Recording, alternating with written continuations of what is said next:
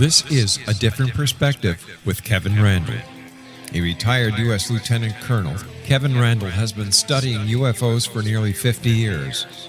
Kevin has investigated some of the most famous UFO cases in the world and has been consulted for dozens of documentaries about UFOs. Considered one of the leading experts into the Roswell UFO crash of 1947, Kevin has written more than 25 books about UFOs, including the recently published Roswell in the 21st Century. Now, here is the host of A Different Perspective, Kevin Randle. And hello, welcome to this edition of A Different Perspective. I'm the host, Kevin Randle. I will be joined momentarily by Robert Sheaffer. We'll be talking about the latest congressional mandate for UFO investigation. We'll be talking about the deep state and other UFO-related issues. I did want to say one thing before we started. Last week, I talked a little bit about people reviewing books and magazines and doing things like that when they haven't bothered to read them. They base it on, I guess, the personality of the writer or the owner of the magazine or whatever. And I was talking sort of about a preemptive strike, because I know that my background is going to be under assault because it's been under assault for literally decades. Was I really in the military? Was I really an intelligence officer? Was I really a helicopter pilot? Did I really go to those schools? Are those schools accredited? And on like that. And at this point, it just becomes absolutely wearing. And the one thing that kind of popped into my mind as I was thinking about that is that's sort of the equivalent of the cancel culture, ufological cancel culture, I suppose. If you do not embrace everything in the UFO field, then you are considered a bad person. You are considered an agent of the CIA, a member of the Air Force Office of Special Investigation.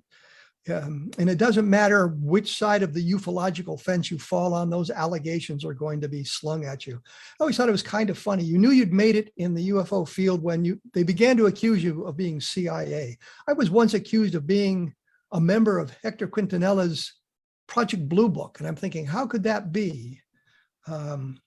When Blue Book was closed down, I was in the Army, not the Air Force, and I had just returned from Vietnam. Prior to that, I was in high school, for crying out loud. I had no opportunity to be a member of Project Blue Book or anything like that. The one thing that was kind of funny, though, I did grow up in Denver, Colorado. At the time, the University of Colorado was doing their investigation for the Air Force. And a friend of mine who was also very interested in UFOs, we never really went to the University of Colorado to find out what was going on. We just sort of followed the flow, I suppose. But the real point here is ufologically, I just do not embrace, this is the word I was looking for, embrace many aspects of the field. I don't think crop circles are extraterrestrial. I don't think cattle mutilations are extraterrestrial. I'm very bothered by the nonsensical abduction stories we read, with a couple of exceptions to that. The idea that there's been 300 or 400 UFO crashes is preposterous, because if that had happened, we would be having a wholly different conversation. I think if there's a UFO crash, there may be two, and one of them may have been an emergency landing as opposed to a crash. And maybe Robert and I can chat about that in a little bit. I am joined by Robert Sheaffer. He's been on the program before. He is a hardened skeptic, a student of Philip Klass, I might say. I don't know if Robert remembers, he and I once went sailing on the Potomac River with Philip Klass. Many, many years, I think it was 1977 was when that happened.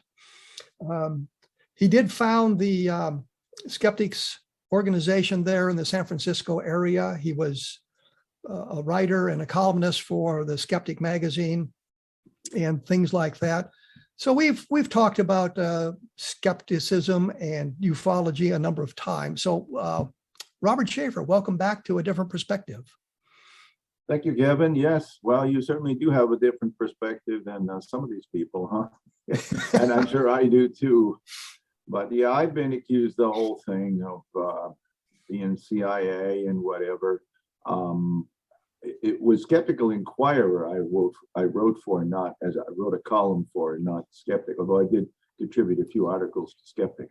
But I've kind of distanced myself. I've resigned from any such organizations.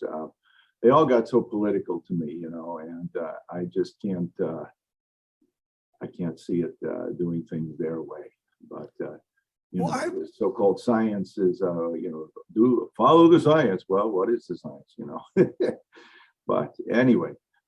Well, I but always getting wondered back about to, I always wondered about skepticism in the fact that no matter where you are, if a theory is proposed, the skeptic should be skeptical of it. And in ufology, I thought many times skeptics embraced any explanation for a UFO sighting, even if it didn't fit into the real framework of the evidence, not necessarily meaning it was extraterrestrial, but the explanation didn't work. And I always wondered about them not taking their skepticism into those explanations, saying, well, you know, this really doesn't work for this sighting because. well, it does, that you're right, that does happen sometimes. Fortunately, I guess from my standpoint, it's not something that happens a lot. I have, you know, sometimes there are private communications when a publication receives, you know, an article, and they want to get input from other skeptics. And I have seen some of these that are pretty odd. That you know, somebody said that the what was it? The Socorro UFO was a landed UFO, was actually a mirage of the star Canopus in the daytime. And you know, well, you can imagine what I had to say about that. And We're skeptical. yes, yes, especially when the explanation you're proposing is almost as extraordinary as the UFO, the extraterrestrial thing would be. And there have been other explanations. Somebody had a big theory about how, you know, that famous Coast Guard UFO with was it 4 little elliptical UFOs looking out the window, that everybody pretty much agrees, I think, that those are reflections of lights from the inside. Oh, you mean that that 1952 photograph taken in Massachusetts? That's right. That's right. Somebody came up with the idea that those were reflections of sun on oil tanks reflecting up to the clouds, and this would, you know, require a certain very dark clouds, very low but completely clear where the sun is. And I ran a little experiment with a paint can, which would be almost the same as the top of those oil tanks. In fact, theirs probably wouldn't reflect as much as the top of my paint can, and it does not produce this nice, you know, perfect circle. It produces, you know, scattered light. So I mean, yeah, there are proposals like that, but I like to think that we as skeptics look at this and you know, hopefully stay with the good explanations and abandon the bad ones. Well, one of the things I noticed frequently is that many skeptics were unwilling to say, well, we don't have a good explanation. We don't know what it is.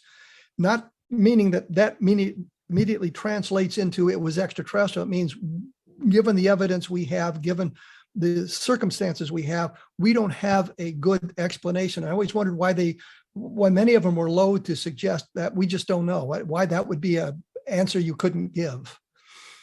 Well, you could give, but then you'd sort of be putting the onus on yourself to go out and get more information and see if you can find more information. Often, you know, we receive accounts of a case where, you know, it all sounds very remarkable, but we just really don't have enough information to say, you know, like, when did it become visible? How was it seen? And so on and so on. And, you know, if we knew more about it, likely, I think we'd have a better idea what it was. But I don't, you know, but you're right. One can say that. Well, the Air Force would often say, well, we have insufficient data for scientific analysis. Yeah. And I'm sure that's true in many cases. But, you know, I would agree with you that as far as Project Blue Book, I mean, sometimes their work was good, but sometimes it was really stretching it. You know, they would say that, you know, Venus would be pretty much everywhere. And And temperature inversions. A temperature inversion might explain a very small number of cases. I think, like when people are looking over, for example, when the people look over the Great Lakes, when they look over Lake Michigan from Michigan looking west, sometimes the mirage, the superior mirage, causes the lights of Chicago to appear to lift themselves up above the horizon. It's just a refraction phenomenon. Normally, you can't see that far, but when the conditions are just right, you can. And so, but there's only in those rare cases that an actual temperature inversion could result in a so-called UFO. And like in Menzel's books, he's, somebody sees something up there, and well, it was probably a temperature inversion. Well, I don't think it was that. It might have been something else, but it wasn't that. Well, since you brought up Menzel, I just want to mention Clyde Tombaugh, whom I know you know who it is, the man who discovered Pluto, right. Astronomer of some note, had a UFO sighting in Las Cruces. Yes. And Menzel explained it as a layer of haze on the atmosphere that were reflecting the square windows of the houses, lighted houses around his backyard. And of course, Tombaugh said, well, no. Tombaugh said no. And I'm thinking, Tombaugh's there. He's an astronomer. I'm going to go with his, I don't know what I saw, as opposed to Menzel's explanation, who was not there, would explain everything by some magical means. This business about the reflections off the windows sounds as bad as the business about the reflection off the tops of the oil tanks on the clouds. Not very plausible at all. No, I read a little bit about that. I haven't read a lot, but from the description that Tombaugh gave, it makes me think that what he saw was the same thing that what people call the Lubbock lights. Fundamentally, that there was likely a birds going over. But and I've seen this myself. If you just catch it briefly out of the corner of your eye, or you just see it for a second or two, it looks very dramatic. But if you don't see it appear and see it disappear, you may not catch what it is. So I suspect that that's the case, but I can't. And I would argue that only because Tombaugh's wife believed that there was an object. The lights were on a singular object as opposed to singular lights. So they had a divergent, if you will, of their description of what they had seen. Yeah, I don't know what they saw. It happens, yes. It didn't seem like it was a normal UFO sighting, what they were describing. It was just some bizarre atmospheric phenomenon, but they did have a little bit of a divergence on what they had seen. Well, we see the same thing in this, the Phoenix lights. The first, there are two phases of it. The first phase and then the second phase, which was clearly the flare drops from the Air National Guard. But the first, the so-called triangle, flying triangle, some people reported it as, a solid object, and they saw a solid object, at least in their perception. Others said it was, 5 lights. And we actually have that short video of it that shows that they're not fixed with respect to each other. So they were independently moving objects, probably A-10s come in the Air National Guard from the, Project Snowbird. They were flying in to Davis Mountain Air Force Base in Tucson from probably Las Vegas. And because everybody was out there to look at the comet that was out there, the Hale-Bopp comet at that same night, and as these things went over with their formation lights on, people said, "What's that?" But the point being that, some people saw it as a single object with fixed lights, and other people said it was independent lights, and that appears to be correct. Other people saw it in the telescope or binoculars and said they were A-10s. I thought it was interesting that the Air National Guard finally copped to have dropped flares, and when you superimpose the terrain on the film, you can see why the lights were winking out. They were dropping behind the mountain. So I think clearly the flare explanation is a good one. I know you wanted to talk about UFOs in the deep state, and I want to talk about the latest congressional mandate to investigate UFOs and the creation of this new office and what you think about that. So, but we'll have to do that in just a moment because we're going to have to take a short break here.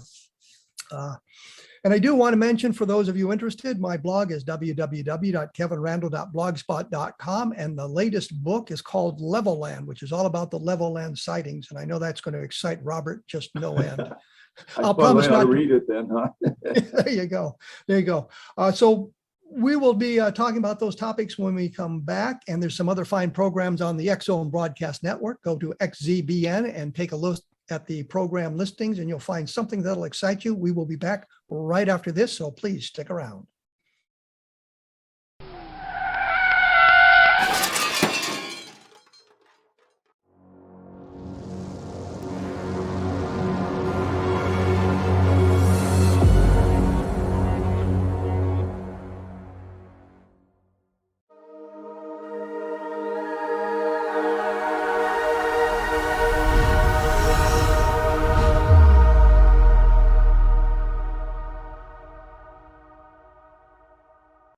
And welcome back. I am sitting here. Actually, Robert Sheaffer is not here in my studio, my office, my house, but he's far enough away. We're doing social distancing to keep ourselves healthy. I'm in suburban San Diego. There we go. When we went away, we had talked about some UFO sightings and things like that. I want to get to the latest congressional mandate, the creation of this office to investigate UFO sightings or UAP sightings or whatever the new acronym is today. Yes. What are your thoughts on that whole thing? Well, I suspect it's people, since ufology has been a long time, and you and I have been around it a long time, we know what's been done before. And I suspect that these people who are pushing this are relative newcomers, meaning 10 years instead of maybe 40 or 50 years knowledge and experience of ufology. And we remember Project Blue Book. Before that, there was, special, or coming from that, there was a special report 14 from the Battelle, and they tried to analyze the data. They were the first ones to use the newfangled stuff like punch cards and computers to analyze reported characteristics of UFOs, and that really didn't prove much of anything. We all know what happened with Project Blue Book, and of course they had, what was it, Project Grudge and Project Sign and whatever before that. And of course, Blue Book ended up with so much hot water for the Air Force that they ended up, they basically just give it to the University of Colorado, and here, you guys figure out what this is, and we'll have nothing more to do with it. And they looked at it, came to a skeptical conclusion, and as far as the Air Force was concerned, that was pretty much it. So, and it's not just them. I mean, there's many different countries. In France, they had Japan, and you have, it's a worldwide phenomenon. And I just can't see how anybody thinks that all we got to do is have the Pentagon create a new office. We all know how efficient and how transparent these guys are.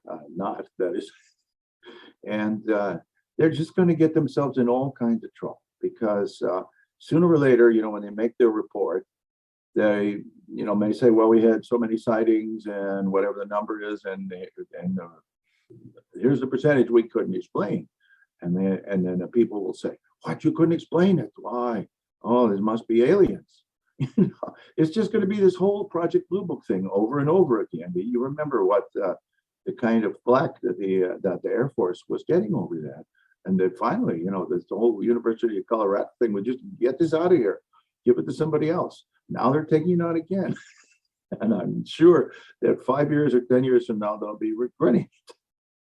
I think of two things. Number one, the conclusions for the University of Colorado study were written before the contracts were signed. And I think it's a letter that Phil Klass may have gotten his hands on as well, where they said the Air Force, Robert Hippler wrote to Robert Lowe at the University of Colorado and says, here's what we'd like you to find.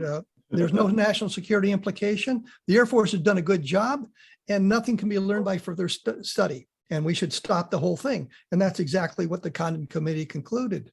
So, I mean, it was kind of a put up job, but the other thing I noticed in the congressional mandate they were only going to investigate military sightings.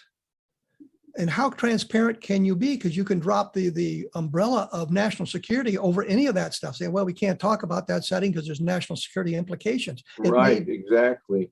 And this is why a number of the UFO proponents are suggesting that they don't like this idea of having its office in the Defense, National Defense Authorization Act. They'd rather have it as like a congressional investigations, which, you know, would be more open in the sense that, you know, these investigations everybody would see and would be able to listen to.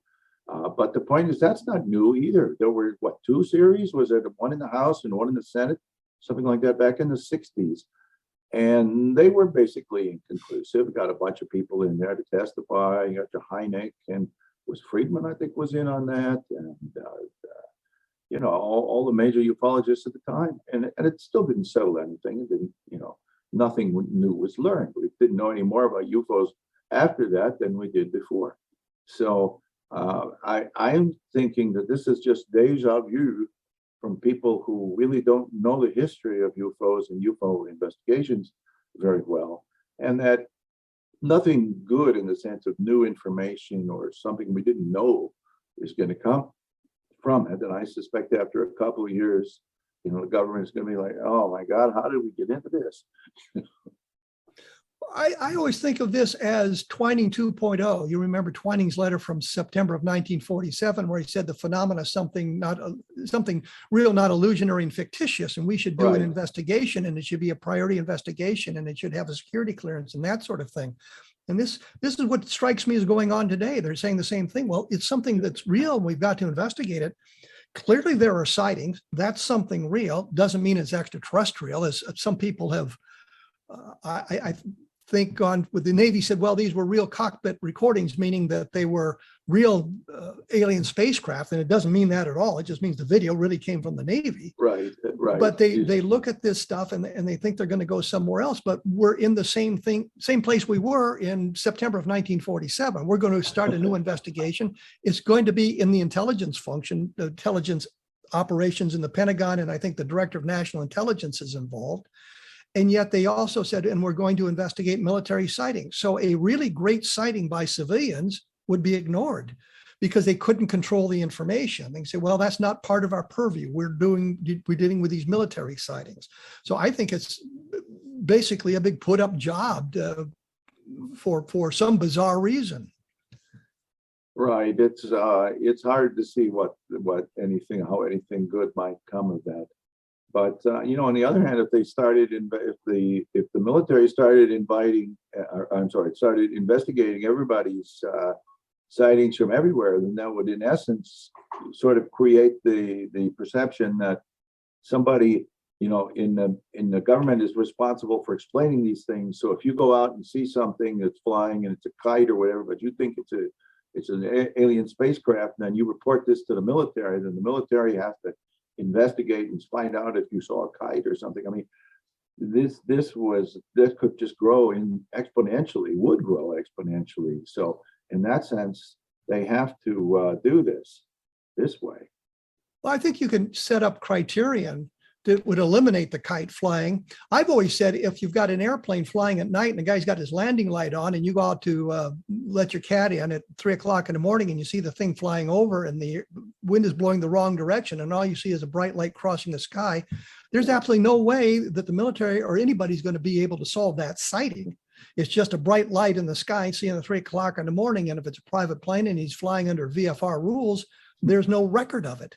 So that sighting is unidentified, but it's clearly not an alien spacecraft. And so I think you can set up criterion where you look for, you have to have certain specifics, you know, how long was the thing in sight? Well, if it's under a minute, we're not interested in it because you don't have a time to make a proper observation if it's under a minute.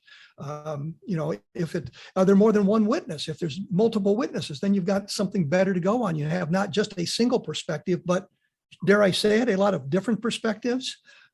I thought I'd get a plug in for the show for no apparent reason. But you know, the point simply is, if there's photographs, you've got something else to work with. And I think that you can set up the criterion, but to eliminate just to the military, what you've done is now set up a way of keeping all the information under the hidden away under the umbrella of national security. And I think that may be what they're looking for. Right, and that is the criticism that's being raised by a number of ufologists. And I think there's something in that, because you're right. We on the outside will never know for sure what's going on the inside. But the thing is this, now we have seen already, they've had this UFO task force for a bit now that they've been looking at this since, I don't know, 2 years or something. And what have they found? What have they given us? Let's see. This object that's called the Go Fast. It's one of the original 3 videos that Tom DeLonge and his crowd first showed us, and then later the Air Force released it. It's just like a little round, a very small little dot, and it's airborne. It's either a large bird or a balloon. But the point is, these guys are in a jet, and they're going to 400 miles an hour, or whatever speed that thing goes at. They're looking down, and they're saying, "Wow, look at that thing move." Well, it's moving, behind them. Well, anybody who's taken high school geometry can figure out what's happening there. If I'm riding in a car and I go past a tree, looks like the tree is moving backwards, but I know the tree is not moving backwards because I can see the ground, and I understand that. But if they're up in this plane and they're looking down and they see this object that appears to be zipping behind them at a high rate of speed, that's just their forward motion crossing something, that is itself a very slow moving, almost stationary object. They couldn't figure this out. What kind of experts couldn't figure this out? Seriously. I think one of the problems is they were required to make a report to Congress on June 25th. And I thought of it as a really poor high school report, maybe a C-, maybe a D+. It wasn't a very good report. There were 144 incidents, or 144 reports. What does that mean, reports? Is that several reports on one incident, or is it 144 separate events? What are you telling us here? I think what happened was they had the mandate to make the investigation, and the people in the government just kind of ignored it because they didn't care. And all of a sudden, the news media is very interested in the coming of this report. Now we've got to put something together. So they slapped this thing together, and that's what they ended up with. They were supposed to do another report on October 25th, and that never happened. We never heard a word of it. Instead, now we have this congressional office being created. Well, yes, it's doesn't make much sense, but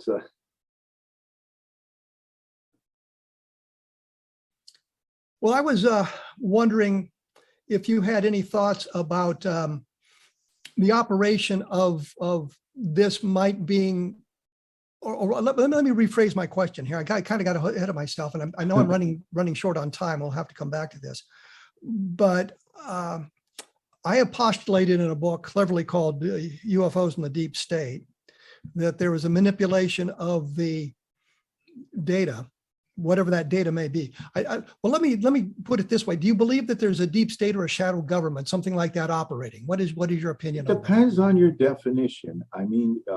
Some people say the deep state simply is all the unelected bureaucrats who have essentially lifelong tenure, or in some cases not lifelong, but for the duration of an appointment, which still would be several years. And that they are the ones who are really making things happen. The president or whoever may, say do this or do that. Perfect example is so-called resistance to Trump. If you remember, there was a big story a short time, a year or so after Trump became president. There was a story in the New York Times talking about the resistance. I am the resistance. And basically, it's people who are not elected. They are bureaucrats, but very high-ranking, important people who basically said, we oppose Trump's policies, and so we're not going to follow them through. That, I think, is the deep state. You can't deny that something like that exists. Now, are they a shadow government? I don't know really what that means. I wouldn't say that, but I would say that there are people who are sitting very fat and comfortable in DC or wherever else their office may be, and they basically can get away with a lot of stuff. And some of them, use it for their own advantage and enrichment, or others try to advance policies that they personally favor, but may not necessarily be favored by the management above them. And the management might not even be happy doing, to know what if they knew what these people So yes, in that sense, there's a deep state, and but I don't think that they're opposed to UFOs. I think that some of them at least, seem to like them, seem to be promoting the idea that UFOs are significant. Let me come back to that in just a moment, because I'm going to have to take a break here. I'm talking with Robert Sheaffer. We've moved off into the deep state and bureaucracy of the government. And I think it's an interesting place we need to go to explore that a little bit further. Once again, my website is www.kevinrandle.blogspot.com. The latest book is called Level Land. The one before that was UFOs in the Deep State. And we will be back right after this. So please stick around.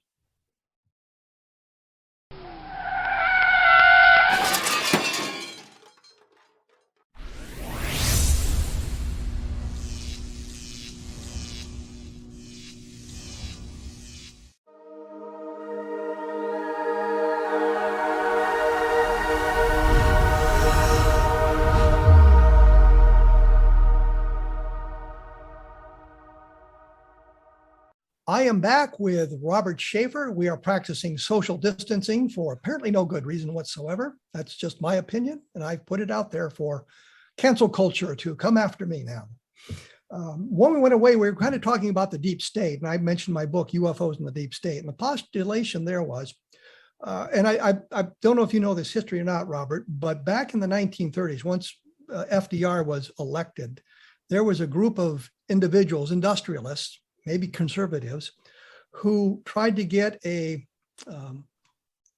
Marine Major General put into the White House as a chief of staff, and he would really run the government, and FDR would be a figurehead. And they were attempting to manipulate the government to create this kind of a deep state where the elected officials really weren't running the government, but they were controlling it from behind the scenes. The New York Times investigated and Congress investigated, and they all said there was nothing to it. And they came down heavily on the general, Smedley Butler, I believe his name was. He would have been the only man to have ever earned 3 medals of honor had Marine officers been able to earn medals of honor when the first one would have been awarded to him. He ended up being awarded 2 others. So he was quite a respected general. He had quite a following in the 1930s. The veterans organizations of the time had quite a strong following as well. And they thought that they would all follow him. They would all follow General Butler. So they were attempting to set this whole thing up. And Butler just was horrified by the idea and went to the press about it. And the press kind of savaged him about it, and the Congress savaged him about it. But what he did was, if that was really true, then he stopped the whole thing from going forward. So the idea of the deep state, I think, came about out of Turkey in the 1920s, or maybe a little bit earlier, where you have a shadow government running things. The elected officials really don't have the power. It's invested in the bureaucrats, and a lot of the bureaucrats you see are there from in the United States, from administration to administration. Sure, the secretaries in the various departments are appointed by the president, and some of them show up. Some of them that were in the Clinton administration are showing up now, and that sort of thing. So you've got this continuity there, but at the higher levels of the bureaucrats, who are not political appointees, can operate on a level to conceal or hide information. And I was of the impression of, and this is where I think, Robert, that it kind of explains the UFO situation, because the deep state's whole purpose is to protect their power and their money. And by admitting that UFOs are extraterrestrial, they are kind of undermining their power. And we take a look at human history. When a technologically superior civilization contacts a more primitive civilization, that primitive civilization ceases to exist, not necessarily conquest or warfare, but the mere introduction of the technology undermines the societal structures in quite a different way, and changing those societies. And I think that when you talk of the Plains Indians, for example, a clay pot is a wonderful tool for cooking a meal, but a steel pot is a much better tool. And the Indians didn't have a methodology the Plains Indians specifically, didn't have a methodology for creating the iron pots or the steel pots. And they had to rely on the European technology to get them those sorts of things. So it kind of undermined their civilization. So that's kind of the structure of the idea, is looking at how can the deep state prevent the president from getting information. And I think we're seeing a bit of an example of that. I had postulated, if I'm the president at one point, if I'm the president and I go to the director of CIA and I say, tell me everything you can about UFOs. And the CIA director says, well, no, I can't tell you. You're not cleared for that. My next move as the president says, you're fired, bring in your deputy. But I think what happens is the president goes to him and says, I want everything you have on UFOs. And the director of Central Intelligence says, we need to put together a comprehensive report for you, Mr. President. Let me get with some of the other members of the intelligence community and some of the military people involved in this, and we'll put together a comprehensive report. And somehow it never gets done. They can drag it out. Conflicts develop, crises come about that divert attention, and they just keep massaging that thing until that person is out of power and the next guy comes in and he may not care about UFOs, so they don't have to do it. So I think they dodged the bullet that way. But I think the deep state is manipulating the situation for their own purposes. I think that's where I get into the UFO aspect of it. That's kind of a short take on it, Robert. I don't think I would interpret it that way. You seem to be suggesting that the deep state somehow knows that the UFOs represent an alien technology and that it's threatening to undermine what we know, and that the more of a lid you can put on the knowledge of UFOs, the stronger their own power will be. I don't think that's true at all, because first of all, let's look at who's promoting UFOs these days. Okay, well, you got Christopher Mellon, right? Now, is he part of the deep state? He's certainly, I mean, in this whole thing, this whole milieu of the, politically correct, long-term, Washington, denizen. He's a swamp creature, okay? And what was Harry Reid, the late Harry Reid? Okay, he's another swamp creature. And let's see, who else we got here? John Podesta. He ran Hillary's campaign. He's a big ufologist. He's a UFO promoter. He's a swamp creature. So, I mean, it looks to me like there's probably just as many of these deep state types who are promoting UFOs as there are who are trying to put the lid on them. In fact, probably more, because I really can't think of any that I know of anybody who I would consider deep state trying to put the lid on UFOs. I think that the way it works, at least as I interpret it, is we said that, these deep state people feel themselves to be very powerful, that they receive instructions and directions from above, from their management, and sometimes they follow it and sometimes they don't. And sometimes they do things that are completely just not authorized, not necessarily wrong, but unauthorized, putting, having little things. For example, this whole AATIP that everyone's talking about so much, the Pentagon program was supposedly headed up by Elizondo, had a budget of zero. And this is according to James Lukatsky, who we know was the head of the AAWSAP, which is this other thing. That's the Pentagon program that funneled $22 million to Bigelow Advanced Aerospace Systems. And what we got from it was 38 papers on weird science. And it works out to something like almost $600,000 a paper, which is really nice work if you can get it. But Lukatsky has said very plainly that Elizondo's budget was zero. So if we think of Elizondo as one of these guys who is also a swamp creature, and he was interested in UFOs, didn't have a budget, but him and I guess some of his friends would meet from time to time, and they would call it this, AATIP or whatever. But as far as there's no budget, there's no mission statement, there's nothing like that. So I think that people basically, when you give people power and they want to do things, and I think they can get away with it, they're going to try to get away with it. So he thought, Elizondo, and I'm sure many others thought, gee, the government's got to be studying these UFOs, so let's kind of do this on our own and see what we can do. So yeah, that kind of thing happens. But I think the deep state is just as much, at least as much, probably more pro-UFO than anti-UFO. Well, I would suggest that we mentioned Christopher Mellon, for example, being a Yeah. big UFO guy. Right. What has he accomplished? He's accomplished. Well, he's gotten on all these TV shows and all these interviews and news programs to talk about how wonderful, Tom DeLonge is, and is to the stars and so on. And now that that's kind of gone away, dried up and blown away pretty much. I don't know exactly why, but it happened rather suddenly. Now he's, on his own and doing other things. But yeah, I mean, Well, my point simply is some of the people that you mentioned really haven't done anything to promote, to add credibility to the UFO phenomenon. They're associated with Tom DeLonge, and you're kind of looking askance at him, and it's the same thing that's been going on forever.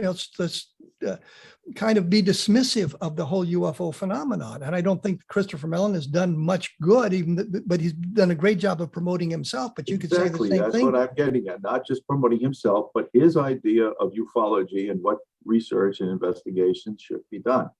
That these people are promoting their idea of it.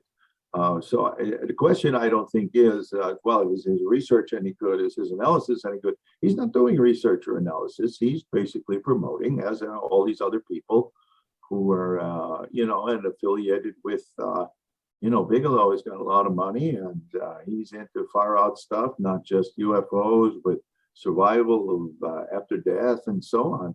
So, I mean, there's a lot of money being put into this sort of thing, and everyone knows that the government, especially the Pentagon, has a lot of money. So they figure, well, that's the best way to get to suck on the government tit, is to get a defense contract for $22 million to study advanced aerial weapons or something, the AAWSAP. Basically completely useless stuff about anti-gravity and warp drives and stuff, but the government sponsored that. But that doesn't really take us to extraterrestrial intelligence. It doesn't take us to solving the problem of whatever Absolutely the UFOs not. are. It doesn't solve anything. Yeah, it moves us in a different direction. It moves us away from the key issues of what we need to do and what the investigations to do. And I mean, I can go on the internet and put together some very technically oriented papers about anti-gravity, and I know virtually nothing about anti-gravity, but it looks good and it sounds good, but it's diverting attention away from where we might need to be looking. It's the old magician's trick. Don't look over here, look over there. And while you're looking over there, I pull off the magic type thing. And that's kind of what I'm thinking is going on here. We've got, you mentioned Harry Reid and his $22 million to his pal, Robert Bigelow. Yeah. That seems to be financing part of Bigelow Aerospace or whatever his organization is. And it has nothing really to do with UFO investigations, although you kind of hide it behind that veil a little bit. Yes, I think it was a special division or something he had. It was Bigelow Advanced Aerospace Research or something. So yeah, it was supposedly a separate entity there. Well, I mean, that's my point, that the people that are now coming to the forefront of the UFO field are the same people who have been running around in the background for a long time, but they have never really accomplished anything telling us anything about UFOs. And that kind of brings me to Avi Loeb. You're familiar with his Galileo project? Indeed, I am. And in fact, I just wrote the most recent entry on my blog yesterday. Was, I think, the second or third piece that I had written on there. They have now taken Jacques Vallée onto under their wing. He's not just a research associate or whatever they call it. I understand he's like a project scientist or some such thing. So they brought on Jacques Vallée at an even higher level than these other guys like Nick Pope, and who else have they got on there? Christopher Mellon. Right, Mellon and Elizondo, I think they got. Yes. Yeah. Or as Kurt Collins commented, it looks like Galileo project looks like it's trying to create its own version of Contact in the Desert. which is a far out UFO. It's this conference that they hold every year out in the desert, and they invite far out people like Eric von Daniken and so on to speak there. And now far out people like Jacques Vallée. Yeah. You take a look at, did you read his book on Trinity? I haven't, no, I have not, but I understand it's really terrible. I included a quote from a reviewer who basically says, it's hard to believe this is the same Jacques Vallée as has been writing these other books for so long. But really, let me interrupt you there, because I'm going to have to take a break. We'll talk about Jacques Vallée and Trinity and some of this other stuff in just a moment. Your website, your blog is Bad UFOs. Bad UFOs, yes. So take a look at Robert Sheaffer, Bad UFOs, and you can read in depth about some of this. Yeah. And we will be back right after this, so please stick around.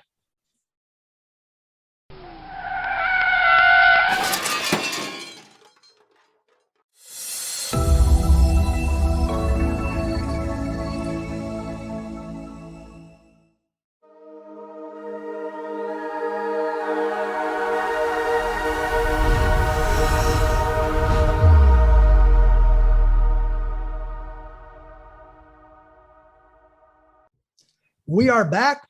That is Robert Sheaffer and I.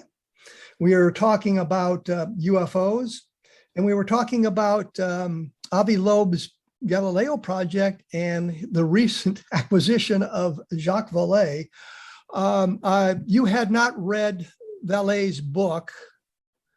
Are you familiar at all with the Right, the book is called Trinity that he co-authored with Paola Harris, and it's about a supposed UFO crash 2 years before the Roswell crash that was witnessed by, I don't know, 9-year-old kids or something like that. And they found some material that is, well, gee, it's a material and it's a little bit odd, but so what? So, yeah, I haven't even gotten to that thing yet, but I've read some of the reviews, and they're even from people who are usually fairly favorable towards Vallée. They think, oh my God, what has he done this time? This is it seems to be rather credulous. But again, I can't give you a lot of details about that. I'm sure others could talk about it better. My concern, though, I want to say about the Galileo project, I really don't understand exactly what they think they're going to accomplish here, because he seems to think, Dr. Loeb seems to think that it's just a question of setting up some cameras in some places and with proper software and the proper filters and whatever to capture UFOs and solve the mystery and find all these alien things. He's assuming that aliens have sent probes to the Earth, or at least to our solar system, presumably aliens from a very long time, very long distance, over distances of light years. And in fact, even more strange than that, he's saying that there's these objects, alien objects, that would be flying in our atmosphere, generating heat signatures that he then would get his cameras to record the heat signatures. But they would have to be within 10 kilometers of this so-called alien thing. First of all, if any object is coming in the atmosphere and is moving at a high rate of speed and generating heat and a heat signature, it's losing energy, which means it's falling to Earth. And if it doesn't, like a meteor, exactly, like a meteorite. And if it doesn't fall to Earth, then that means it must be powered and ready to go up and zoom on. Now, you're trying to tell me, or he's trying to tell me, that there's aliens 10 light years away who have sent this thing over here. They powered it. Well, how did they refuel it? If, after they make their first little hot rodding through the atmosphere and they use up some fuel, how do they replace it? Do they have an interstellar filling station somewhere? I mean, this whole thing, it makes no sense. You couldn't, objects that are in orbit around the Earth are not stable for long periods of time. Small objects, especially, because, perturbations on the moon and the planets and all that.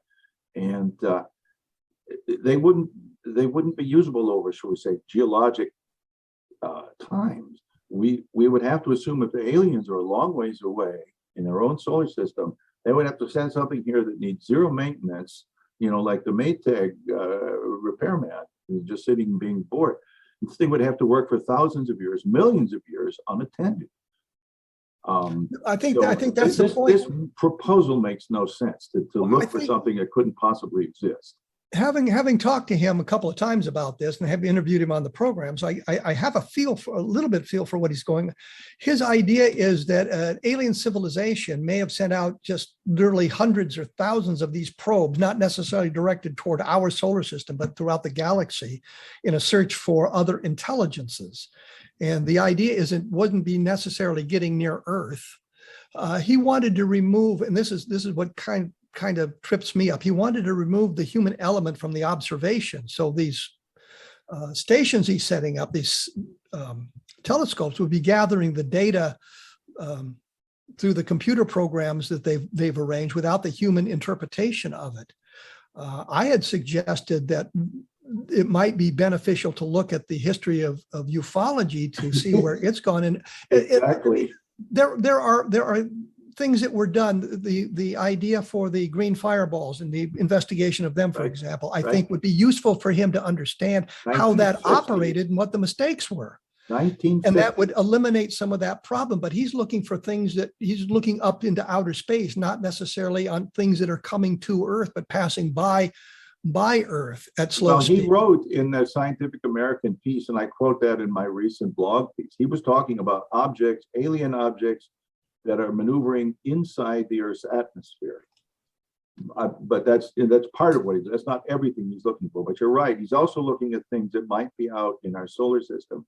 Now, this so-called Oumuamua, or however you say it, that came, this was probably, we know about rogue planets, and I would say this thing could be described as a rogue asteroid. In other words, something in some far distant solar system had a gravitational encounter with something like Jupiter, or a very large planet, which flung it out, and probably repeated encounters that flung it out at sufficient speed to cause it to leave its own solar system. Now, we know that this thing arrived from the direction, we would say from the direction of Lyra, the constellation Lyra. It didn't come from the southern hemisphere. So it did not come from Alpha Centauri, it did not come from Epsilon Eridani or any of those. There is no really close star in that direction. The closest would probably be Vega, maybe some very small star. But anyway, the point is that this thing had to have come from at least 10 or 20 light years away. We know that when it was outside our solar system, it was moving at the speed of 26 kilometers per second, which is approximately the speed the Earth orbits around the sun. Now, and then, of course, as it enters our solar system, it starts to accelerate, but then it gets around the sun, and then the gravity pulls it around, and it goes back, essentially goes out in a different direction. But here's the thing. That thing must have been traveling for at least several million years to reach us. Now think about that. That thing, Oumuamua, was out there in interstellar space, traveling along, chugging along, like, you know, the tortoise and the hare, the little tortoise crawling through interstellar space. And now, if I'm an alien civilization, I can say, well, I'm going to send this thing out, and in 10 million years, it'll reach that solar system over there, and I'll see what's in there. I don't think so. Maybe there are aliens who think in these terms. And if he's talking about, well, they just send them out everywhere, they send them out this or that, how many probes is that going to be? And are you going to wait 10 million years for each one to send back its information? I mean, maybe this is something like building the pyramids or something for some alien race. I suppose that's possible. That, you know, it's their idea of reaching immortality or something. But if you just think about the sheer number, you think of how large our galaxy is, not to mention other galaxies. How many probes would you have to send out to all these places to look for intelligent life? I don't think it's feasible for anything, but what do I know? I've always got the impression that the alien civilization, whomever it might have been, it was sending these things out kind of on a random basis, looking for it. You know, we've got the Earth-based SETI program where we're looking at various stars on a kind of a random basis for some kind of signal that there's intelligence life there. And that was my impression, not unlike the Voyager that just left our solar system after 50 years of flight. Yes. They're talking about in 80,000 years, it may approach another star system. And so it's that kind of thing. It's a long-term project. And we don't know the basis of if there are alien civilizations doing this, what their life expectancy is. Do they have any kind of way of tracking these things, or is it, kind of like what we did with the Voyager? It just we just sent it out with no real expectation of it ever, after it completed its mission in the solar system, no real expectation that it would Right. communicate back with us. Right. It had its mission here. And then when that mission in our solar system was completed, it's just going out there. Good luck. Well, maybe in a million years, some alien might find it, but probably not. No, if you just consider the size, incredible size of our galaxy. And if somebody wanted to just send out randomly to different solar systems, how many solar systems are there? How close do you have to get to the star? If I will point something this way and the star is over here, I mean, how long is it going to take to get there? Is it going to get in the solar system? It's I think you're just conjuring up an impossibly vast scenario of alien probes before there's even the slightest chance of anyone passing through our neighborhood. Well, I think we can agree that what passed through our solar system was some kind of an extraterrestrial artifact that didn't originate in our solar system. And I think that's an important thing right there. It is, and I agree with you. And they say, well, we propose studying these things. That's part of their project. Well, I agree. Anything that's comes along that we don't know what it is, let's study it. I suspect it was an asteroid from a different solar system that got ejected and just happened to wander by this way. But that ejection happened several million years ago. Didn't happen just now. And so I put that into perspective.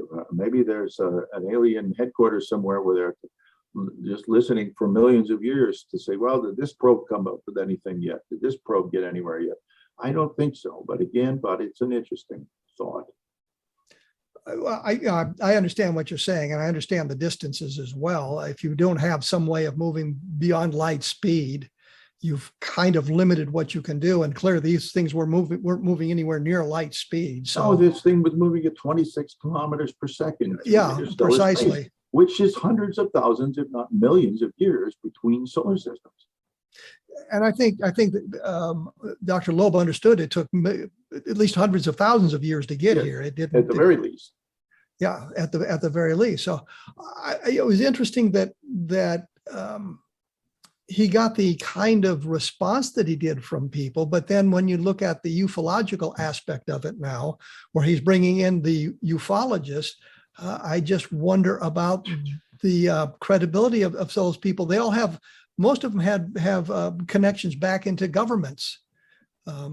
If you look at Nick Hope, of course, being with the British Ministry of Defense, and you've got a number of other people who had ties to our governments as well. You just wonder what is the motivation of bringing those specific people in. I would have thought Jerry Clark would have been a great person to bring into it because of his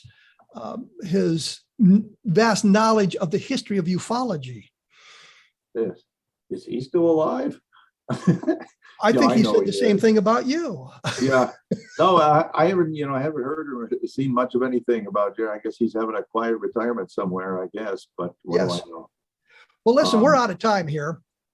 I appreciate you taking some time here to chat with us about all these bizarre projects going on. Don't we get in a plug for my book? I was going to say, tell me about your book. Where can we get it? And tell us about your blog. Well, you can get it on Amazon or other booksellers, and it basically covers cases, skeptical perspective on some famous cases, the Phoenix Lights, the so-called Roswell slides, mystery missiles off the coast of Los Angeles, and gets into Betty Hill and the star map and all that stuff. So there's a lot of information in there.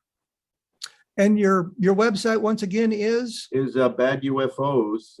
You can just type out badufos.com and it should forward to there, or it's badufos.blogspot.com. Okay. Well, thank you so much, Robert. Appreciate you taking your time to chat with us today. Okay. Well, my pleasure. You have a good day. Thank you. You too. That was Robert Sheaffer. We were talking about a lot of bizarre things in the world of ufology. My latest book is, of course, Leveland, which is an examination of the Leveland case and these ideas of electromagnetic effects, which are a suggestion of the UFO interacting with the environment and that sort of thing. And I took a lesson from some of the skeptics. So one of the things Robert brought up, and checked out some of the people to see if the information was as accurate as it could be. But it also is a compendium of a lot of different electromagnetic cases reported over the years, and examination of how the Condon Committee treated that kind of a phenomenon. I also did the UFOs in the Deep State, which was a look at the history, I guess, of ufology and how it has been manipulated in various quarters, from the government to even the private UFO organizations and the skeptics and that sort of thing. The blog is, of course, www.kevinrandle.blogspot.com. I want to thank you all for tuning in, listening to the program here. If you have ideas or people you'd like to hear or see on the program, send me a note through my blog at www.kevinrandle.blogspot.com. I will be back in 167 hours with more on UFOs. So thank you for tuning in.